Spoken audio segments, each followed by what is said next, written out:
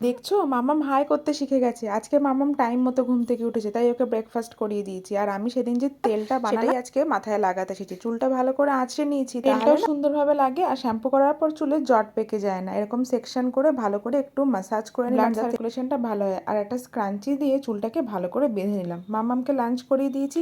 এরপরে না একটা বাটিতে একটু চিনি নিয়েছি, তার সাথে একটু শ্যাম্পু দিয়ে জল দিয়ে ভালো করে ডাইলিউট করে নিয়েছি। জানো তো চিনি দিয়ে চুলটা শ্যাম্পু করলে খুব ভালো এক্সফোলিয়েট হয়, মাথায় আর কোনো খুশকির সমস্যা হয় না। এরপরে অবশ্যই একটু হেয়ার সিরাম লাগিয়ে নিয়েছি। সন্ধ্যেবেলাতে খুব বৃষ্টি হচ্ছিল, অর্ণব তাই এসে বললো চলো একটু চা বানাই। আর এরপরে অর্ণব ভিজে ভিজে নিয়ে এসছে দেখো ছোলে ভাটুরে। তাই আজকে রাতের ডিনারটা আমরা ছোলে ভাটুরে দিয়ে কমপ্লিট করেছি। আর এরকম পেঁয়াজ দিয়ে নাকি ছোলে ভাটুরে খেতে হয়। আর এই দেখো রাত্রির 11টার সময় বাবা মেয়েতে ছাদে গেছে বৃষ্টির মজা নিয়ে। ছাদ থেকে ঘরে আসবে না বলে মামামের সেই কি কান্না। তাহলে চলো আজকের ভিডিওটা এখানে শেষ করলাম, দেখা হবে কাল।